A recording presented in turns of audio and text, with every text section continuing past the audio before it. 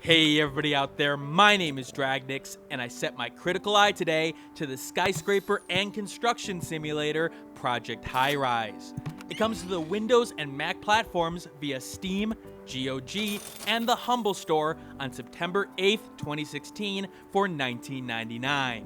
I played the game for about 11 hours before coming to my final review thoughts on the game. But here's the question. Will this management game take its gameplay to new heights in the skyline? Or will its foundation crumble under its own weight? That's what I'm here to find out, but before I begin, this key was obtained from the developer for the purposes of review. That won't change my opinion of the game in the end, but you should know that because of FTC guidelines, as well as the whole morals thing, you know? The idea of Project Highrise is simple. You're an architect trying to build world-renowned skyscrapers that attract the awe of the population. Each game starts off with you owning a one-floor building, and you'll have to rent out rooms to various apartment goers, office workers, and various other services to earn more money and build up your reputation.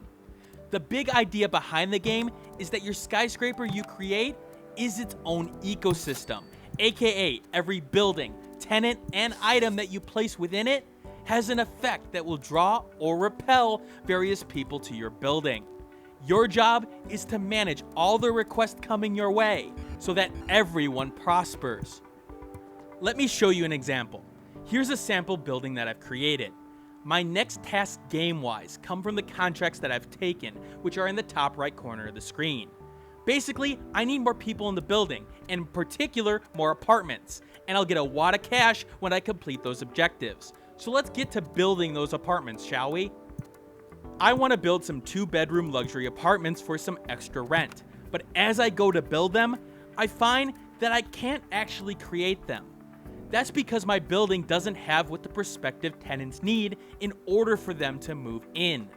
In particular, there's a requirement for a greater variety of stores that sell appliances and housewares, so I'll need to take care of that before they even consider moving into my building. This is where the main cycle of the game takes place, Tenant Care. Each of your tenants have a happiness, and that's based on a variety of factors. They start rather simple in the initial requests, but as time goes on, they will get more complicated, especially with the higher profile companies that you'll attract. I'll go into more details later, but when the game refers to its own ecosystem, it's rather accurate. Placement of rooms, especially on higher difficulties, can lead tenants to leave under bad conditions. Placing too many cafes of the same type, for example, will have them fight each other for traffic and make no one happy in the process. In that retrospect, Project Highrise gets a lot of things right in the management genre. Now, building rooms and maintaining rooms will take staff, and they will take time to actually complete requests. Thankfully, the game does have a normal pause, regular speed, and fast forward options. I will say though, that I would have really appreciated a 2x fast forward option in the game, as in the early going when you don't have a lot of money to spend and have to wait for your next set of income, even the fast forward option has you waiting significant amounts of time. There's a lot to manage here in the big picture. You'll need to provide services to your building tenants, such as dog walking services for apartment goers, or copy services for your office workers. Those requests do have weight to them, as one little department can get overloaded if there's 50 requests of the same kind coming in. You'll have to keep watch on your building, looking for those little warning symbols that pop up. In addition, you'll have to wire up your building sections with phone and electrical connections, and they all draw on the generators you create in the basement. If you don't have enough generators, all of a sudden, one of your tenants will be out of power or water, and you may lose them if you're not careful. The gameplay excels in this micromanaging area. There's a lot of detail in what you can do in this game, downright to the individual rents for each apartment. Being able to plan out your building to use your resources in the best way possible is not only encouraged, it's necessary in some cases. You can really take advantage of the smart placement of utility closets so you minimize the cost of wiring, for example. And the level of detail is what really makes Project Highrise fun. You feel in control, and that despite hitches here and there, that everything you do is what makes you succeed or fail in the long run. Again, I can't emphasize the micromanaging portion of this game, and the game definitely gives you tools to help you in that quest. Take these heat maps for example. They'll be able to identify specific factors that affect your ecosystem, such as noise pollution. As you see here, I made a slight mistake when placing the laundromat services, because they are right next to a set of apartments and are affecting those tenants. Granted, I've kept them happy for now, but it's that kind of level of detail that could hurt me at the higher difficulties. You've got different options available to you. You can emphasize apartments, trying to focus on keeping people living in the building, minimizing noise pollution, and providing everyday services. You can go for office workers, having a lot of restaurants and things to attract big clients. Or you can do both. Again, it's really up to you, and there's a reasonable amount of variety within the rooms and options. Even within the same option, you may have different variations of that same option available, like a French versus a Japanese restaurant, and you'll want to diversify. Having nothing but French restaurants will hurt each other's profits, but also will make people bored and want something different in terms of their palate. And I admit, the way the game presents itself works here. The people walking in and out makes it feel like a busy skyscraper, getting lost with all the various activities going on. Each office has a consistent yet unique look to it, and you can tell when things are starting to decay with water damage on the walls. The presentation here complements the gameplay nicely, giving good visual indicators of when things go wrong and at the right time periods. Things stay on that are permanent, while temporary items flash quickly and leave the screen appropriately. Now, I emphasize the micromanaging section in this game because the game doesn't do a good job of keeping you informed of problems that develop if you miss something. In simulation games like this, you usually get an audio indicator when something significantly bad happens. That's not the case in Project Highrise, at least while it's still fixable. You'll only get an audio cue when a tenant leaves. If an elevator busts or you end up using too much electrical power, you won't know that tenants are getting pissed until you visually see it. If you're too preoccupied, you end up zooming out to find that, oh shit, things aren't going that well.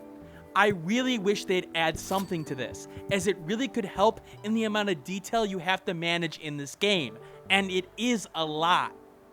The game is something you'll really need to mess with difficulty-wise, because it does have a couple of problems at lower difficulties with humps. What I mean by that is simple. Once you get it past a certain point in the game becomes a bit of a breeze on normal difficulty. There's a certain point where you'll turn a profit, and the amount you can do in one day while keeping the speed at normal or even fast speed will be under the money you make. That's when things become rather easy. Sure, you'll have to maintain apartments, and occasionally you'll run into a problem you've created, but honestly, it never becomes the point of really challenging you over time. But as mentioned, difficulty makes the difference, as the game is much harsher, or at least I thought it was, on the higher difficulties, leading to more challenge. People become more strict, harder to please, and luckily the game never becomes to the point of unattainable, just challenging. Veterans of the genre, I would advise after the first 1 or 2 games that you play in the normal mode, play on the harder difficulties. You will need time to adjust to the mechanics, but these mechanics will reward you in the end. The game is addicting and a lot of fun management-wise, and it really has a lot of tools at its disposal at the larger difficulties. It's just that it feels just off of being something truly top tier in the genre, thanks to a bunch of small little things, and one big thing, that ends up adding up in the end. For example, the lack of keyboard bindings in the game. Sure, you can speed up and pause using the keyboard, but why not have the building options as a choice as well? Let me build a retail store using R, for example. It's also got the management game problem that almost every game in the genre has, the music. It's playing the same music over and over and over again. I mean, look, it's background noise, but at a certain point, I turned it off because, well, I didn't want to hear it anymore. Granted, when recording footage, I turned it off for the sake of being able to work it into edited clips. But for the hour that I played with the music on, it just really started to dig at me. The ambient sound as well. Sooner or later, the honking cars and city traffic will get annoying to you.